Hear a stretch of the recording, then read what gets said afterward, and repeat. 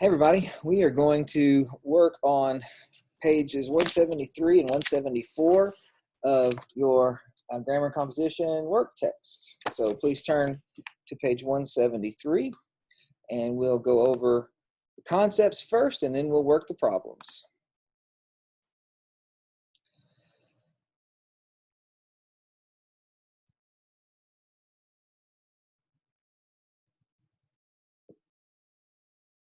All right. We're talking about using clear and effective diction. Make skillful use of connotations. There are two meanings.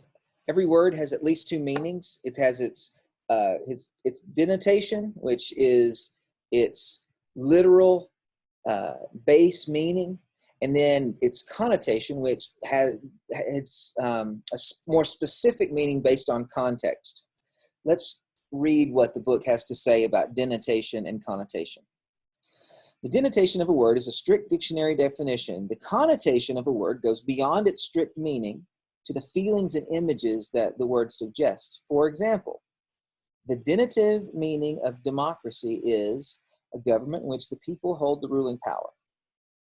But democracy also connotes America, the heritage of freedom, the Declaration of Independence, the Bill of Rights, all the things suggested by the word democracy. A word's connotation usually depends on the context in which it's used.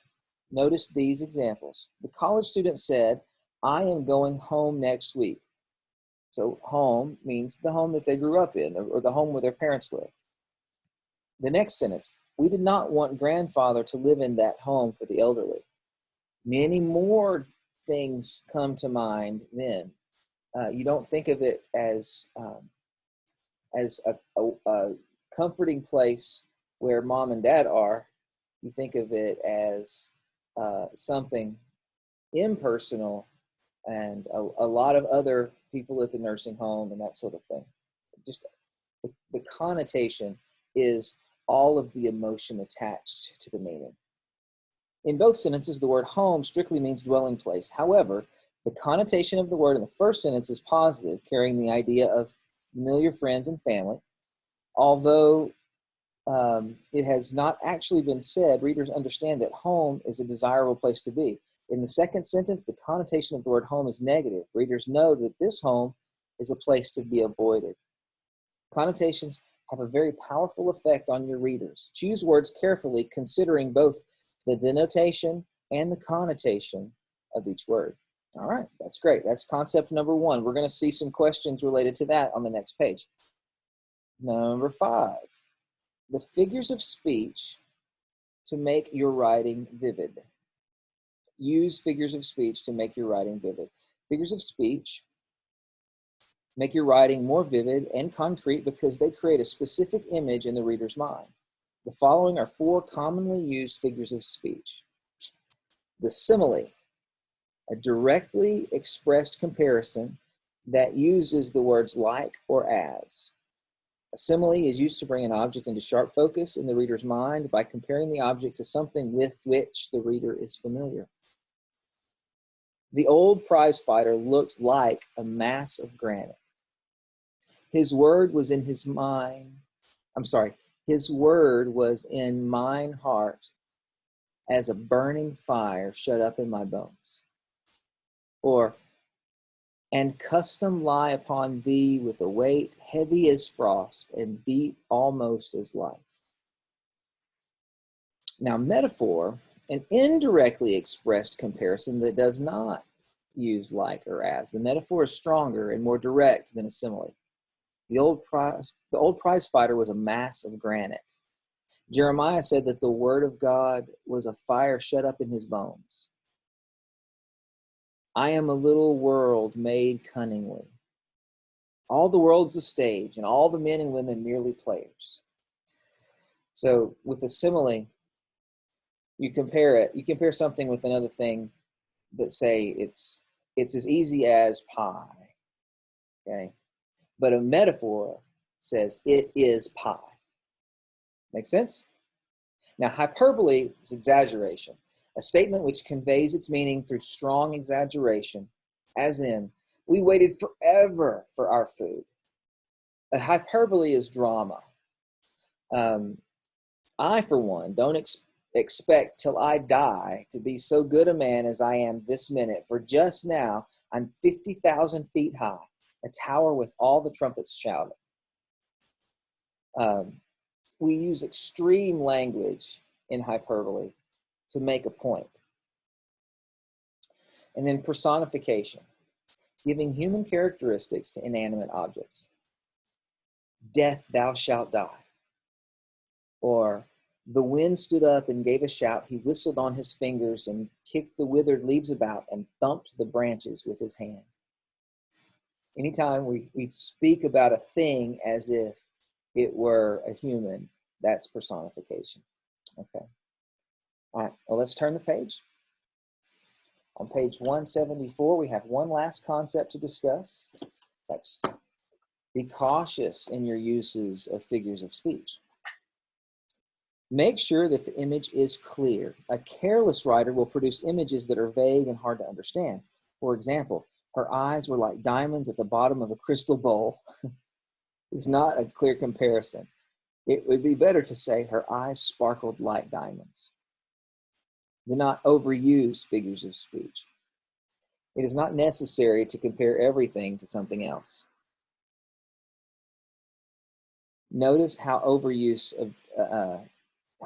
notice how overdone this sentence sounds. As the fire danced like 1,000 tiny fireflies, we sat huddled like Eskimos and tried to shield off the wind, which whooped like an angry warrior. That is quite a lot of comparison.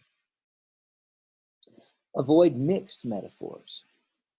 A mixed metaphor starts out comparing an object to one thing and ends up comparing it to something else. And the result is fuzzy, distorted comparison, which is more ludicrous than poetic. For example, his pen was a sword which he dipped in the inkwell of truth. You don't dip swords into inkwells, do you? Another example of a mixed metaphor comes from Shakespeare's Hamlet. In his famous soliloquy, Hamlet said, "To take arms against a sea of troubles," which mixes the soldier image, to take arms, with the sea image, sea of troubles. The image is not consistent because soldiers do not ordinarily draw their swords against waves of the sea. And then avoid overused figures of speech. Eyes like stars, wise as an owl, white as snow. These rob your writing of freshness and vitality. If you cannot think of an original comparison, perhaps it'd be better not to use a figure of speech at all. Otherwise, you run the risk of boring your reader. That's all very good advice. So we're going to do the exercises A and B, and they're going to have something to do with connotations and denotations, the four figures of speech, simile, metaphor, hyperbole, personification, and then also correct use of those figures of speech. Okay, so let's look at exercise A. Put the following words, each of the following words is followed by two synonyms, one denotative and one connotative. Put a D beside the denotative word and C beside the connotative word. All right, we have response and retort. Well, I believe that response is a very dry, simple definition of answer. So let's make that denotative, and then retort implies a little bit of power behind the response. So it's still a response, but it's got emotion behind it. If I retorted, then I assume I responded quickly and with emotion. So let's call that connotative. Okay. Next, for the word average, we have two definitions. We have mediocre and normal. Well, there is more meaning in mediocre than normal. This has a bit of a negative connotation, or it's still average but not special. And normal just is sort of blandly, not abnormal. So I believe we have connotative and denotative. Next one, Copy, duplicate, counterfeit. Okay, counterfeit implies a crime. Duplicate simply means to make a copy. So this would be denotative, and counterfeit is connotative. For the word group, we have mob and assembly. Assembly has no emotion attached. Mob does. An angry mob is what you think of typically. So that's connotative, denotative. Fearless, is it? Which one is it? Is connotative? I'm sorry. Which one is denotative? Brave or foolhardy? Well, brave and fearless mean very similar things. Foolhardy is much more. It implies much more of a negative tone. It's got some emotion in it. So I believe we denotative and connotative. Tenacious is either persistent or stubborn. Well, tenacious means persistent. Stubborn has, you might even picture a person you know that's stubborn. It has emotion attached to it. So that's exercise A. Let's make sure you get those updated. Also, to prove that you've gotten this far, I want you to please put a dot by the word counterfeit, and that'll let me know that you got this far in the video. All right. Identify the figure of speech in each of the following: simile, metaphor, hyperbole, or personification. All right. Well, rise like lions after slumber in unvanquishable number. The word like makes me think simile. Okay? The stars threw down their spears and watered heaven with their tears. The stars threw down their spears and watered heaven with their tears. Do stars throw spears? Not typically. People do. So we're treating stars like people. That would be personification. The laughing child was medicine for the lonely grandparents. Well, since it would be a simile if we'd said the laughing child was like medicine for the lonely grandparents, but we didn't say that. We just simply said the laughing child was medicine. That's a metaphor. They that wait upon the Lord shall renew their strength. They shall mount up with wings as eagles. The word as means that's a simile. Will all great Neptune's ocean wash this blood clean from my hand? Well, I don't think he really, all great Neptune's ocean seems like a lot of water to wash one's hand. I think that's likely hyperbole. I don't see the word like or as anywhere, so it's not simile or metaphor. And the only one that's left is, what is it, personification. And we're not personifying anything.